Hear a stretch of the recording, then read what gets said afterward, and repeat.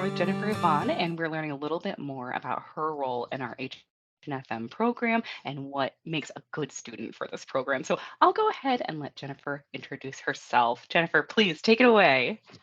Thank you so much, Georgia. Like Georgia said, my name is Jennifer Evon. I am a managing course facilitator in both the master's and the doctoral programs within the Human Nutrition and Functional Medicine department. So I'm involved in quite a few different courses, and I assist students throughout their journey in both of those programs. Thanks. What what got you started on this journey? How did you get into nutrition? How did you find your way to UWS? Yeah, that's a great question. I am a little bit of a career changer. I actually started in more of a business background, working in nonprofits.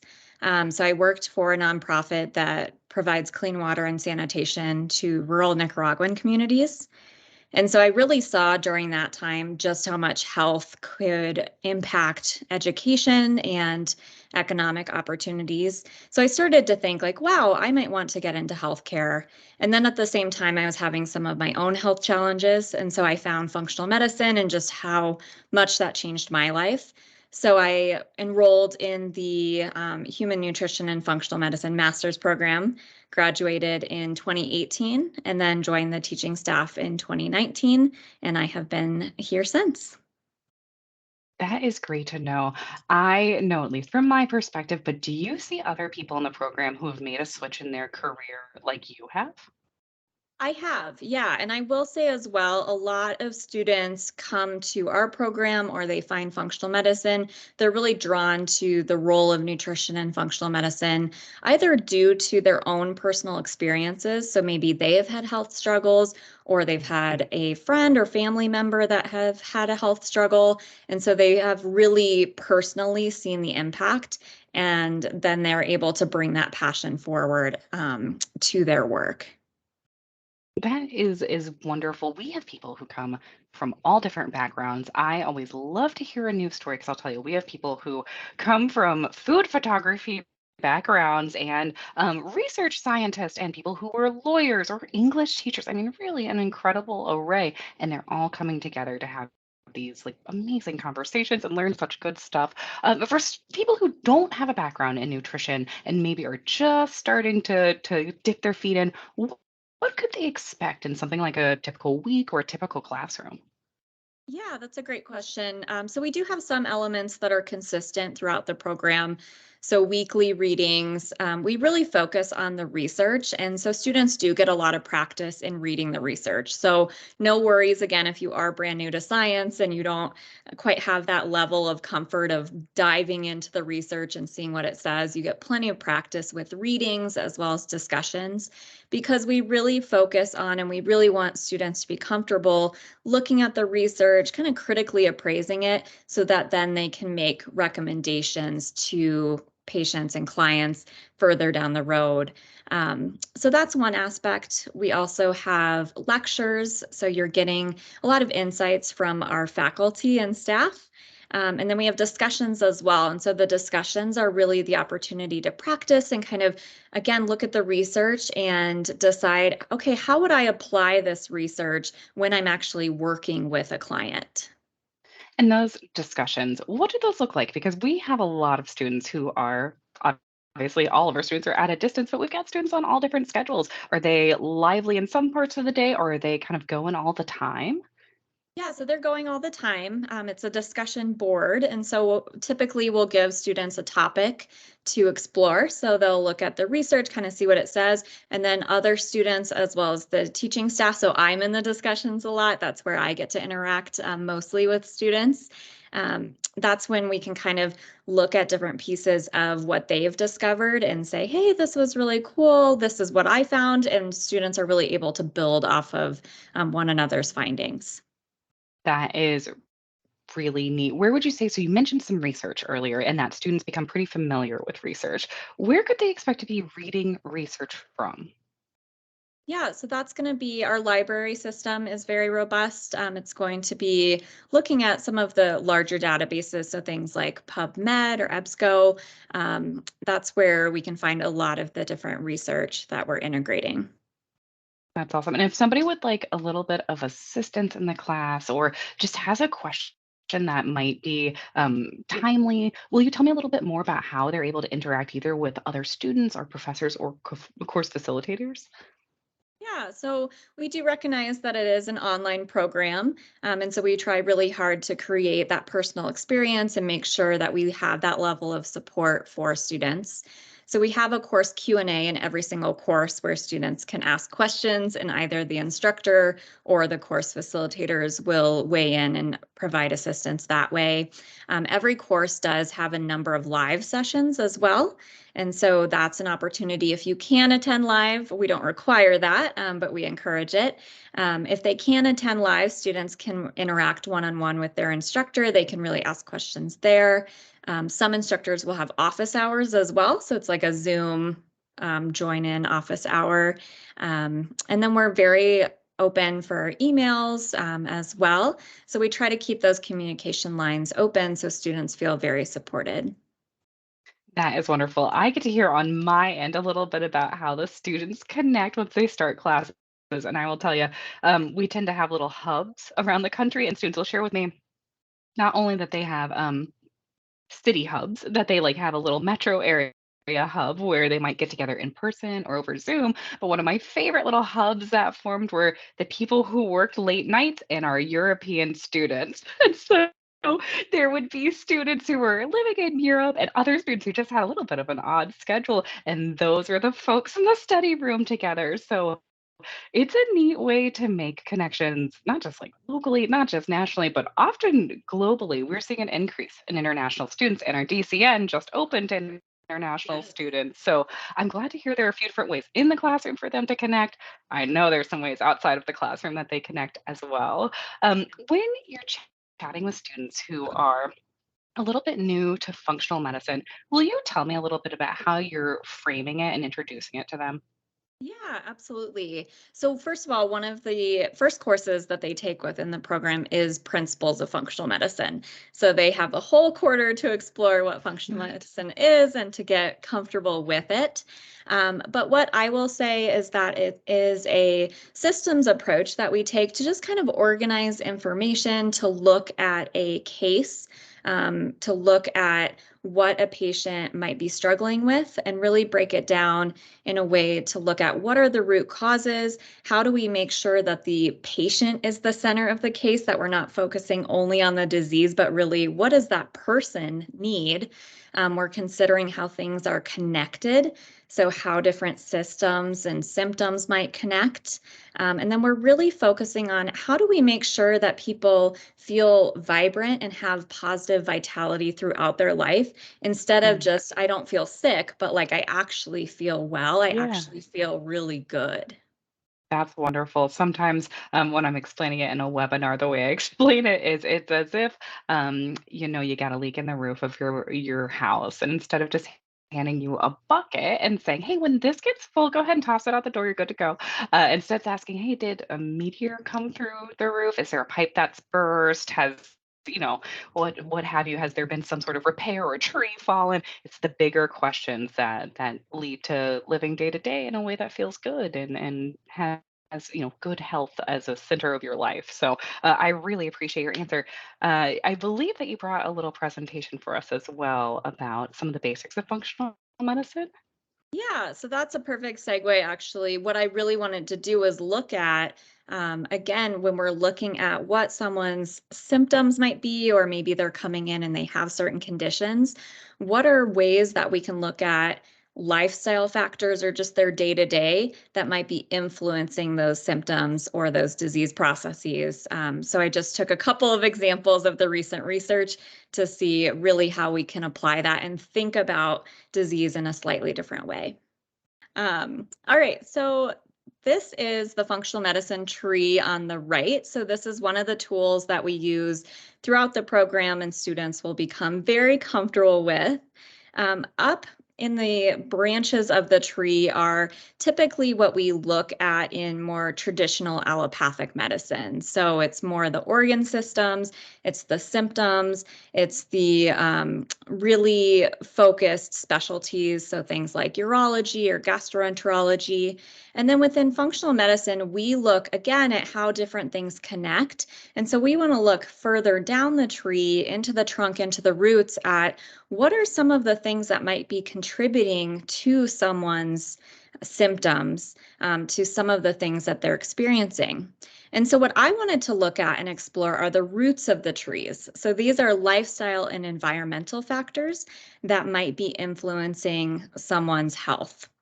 So it's a little small in the graphics, so I put them over to the left. The things we look at when we're considering what are those root causes. So again, if there's a leak in the roof, what might be causing that leak? How can we repair the roof in a sustainable way? So things we consider are things like sleep and relaxation, exercise and movement, nutrition, stress, and relationships.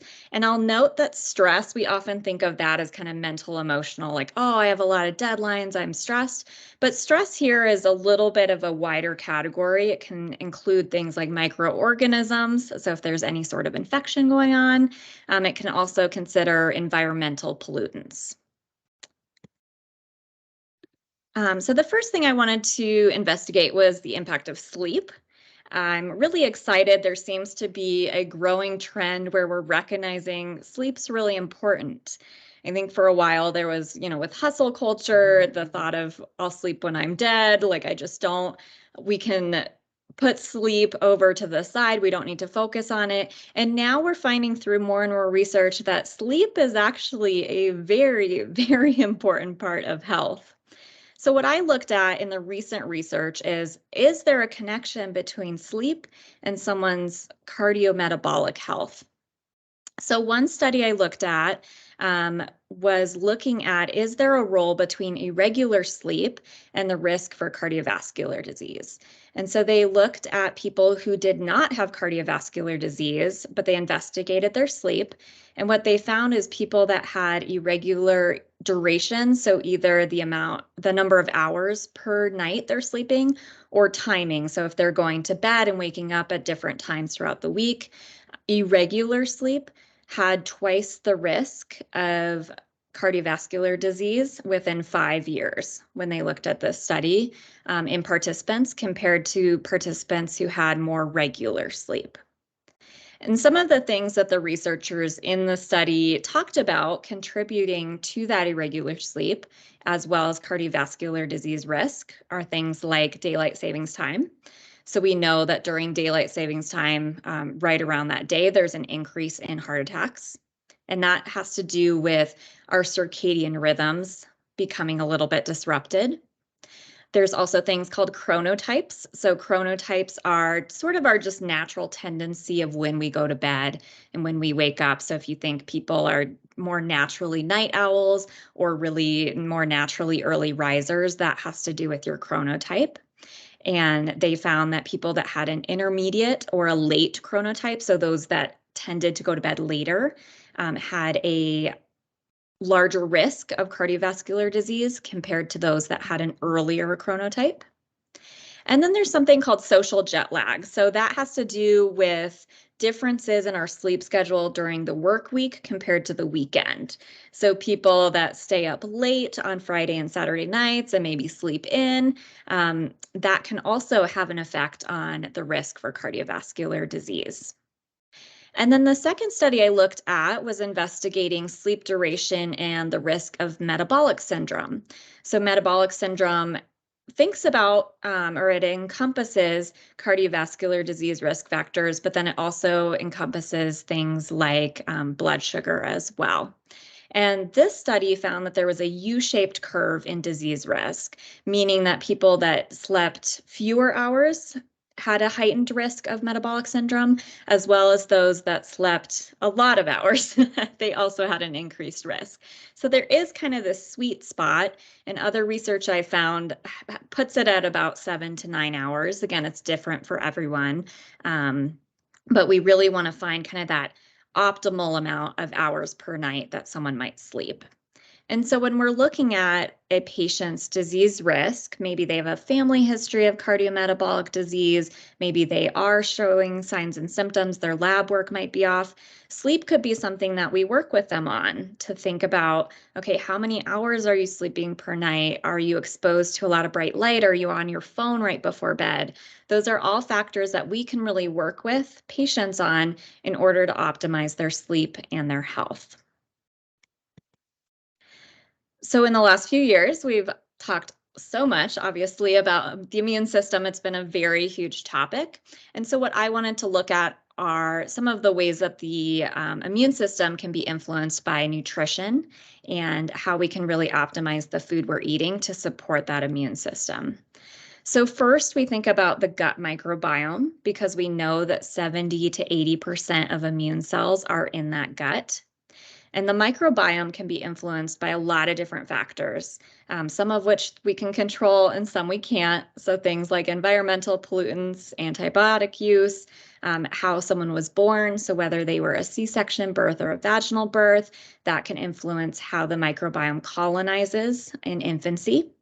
And then from a diet perspective, things like prebiotic fibers can really feed that good gut bacteria. So that's a nutritional strategy we can use to really strengthen that gut microbiome and in turn help support that immune system.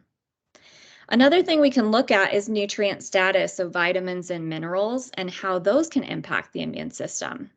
So a recent study I found looked at older adults, and it compared a group that received a multivitamin and a mineral supplement for 12 weeks compared to a placebo group. So they just received a capsule that did not have vitamins and minerals in it.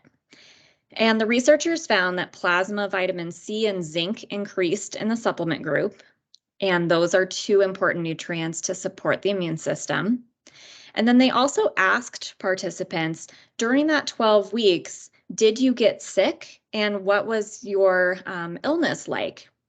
And interestingly, while both groups did report that they did have some sickness, the group that had the supplement had a decrease in the number of days they were sick. So it actually decreased by 70%. And then they also reported that the severity was much less. So those that were on the multimineral and vitamin supplement reported very mild symptoms, whereas the placebo group said their symptoms were mild to severe. So when we're thinking about how do we support that immune system, we can consider using tools. Of course, I like the food first approach of getting those vitamins and minerals from food, but we can also look at what are the impacts of targeted supplementation.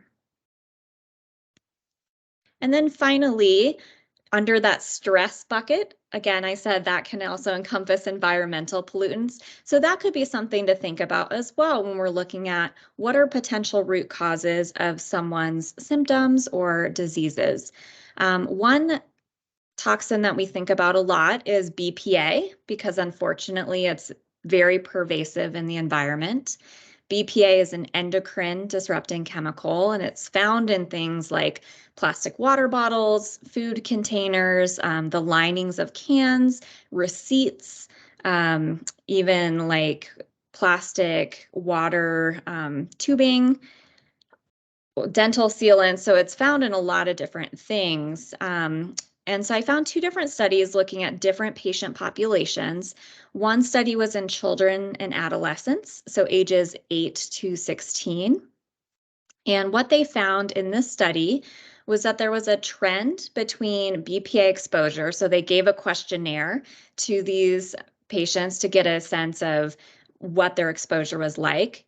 So those with higher exposure to BPA tended to have higher risk of obesity and cardiometabolic disease. Their waist circumference increased significantly with higher BPA exposure. And there was also a similar trend with blood pressure as well as fasting blood sugar. And then in adults, in a separate study, again, they looked at BPA concentrations. And here they were looking at the risk of high blood pressure or hypertension. And what they found was higher exposure had a significant trend with higher systolic blood pressure. And so when we're looking at some of these disease processes, we can think about, okay, what are the role of toxins? But then we also want to think about, okay, but what do we do about that? Are there ways that we can support someone in getting those toxins out of the body? So this is not a recent study, but I think it's very compelling. There was a study out of the San Francisco Bay Area where they took families, they measured their BPA concentrations when they were just eating a regular diet. And then they brought a chef in for 3 days and gave them a fresh food diet. And they were also careful during this time with food preparation. So the foods were mostly organic. And then they also controlled, so they made sure that the chef was not using plastic utensils to cook with, was not using nonstick cookware. They stored the food in glass containers instead of plastic Tupperware. So they really went to great length to make sure that they were limiting potential exposure to BPA. And what they found is when these families ate this fresh food for just 3 days, their BPA concentrations in urine actually decreased by 66%. Yeah, so it was quite a change in a relatively short amount of time. And then what was interesting is after that, they had the families go back to their regular diet. And with the regular diet, BPA concentrations increased close to those pre-intervention levels. And so I think this really speaks to just the power of nutrition as well as those lifestyle factors, because again, remember it had to do with that food preparation and storage as well. But there are certainly ways that we can support a patient or client's nutrition as well as lifestyle habits to really keep control over those environmental pollutants and kind of assist with that detoxification process. So those are just a couple of factors that we think of when we're looking more globally, when we kind of zoom out on someone's health and consider, okay, what are things they might be exposed to? What are habits throughout their day that might be contributing to their health? And how can we come in and provide nutrition and lifestyle recommendations to really support that positive vitality of health? Thank you so much. Thank you so much, Jennifer. That was amazing. That was fascinating. Truly, I really really appreciate the time that you spent with us today. That is going to be just such valuable information for our students.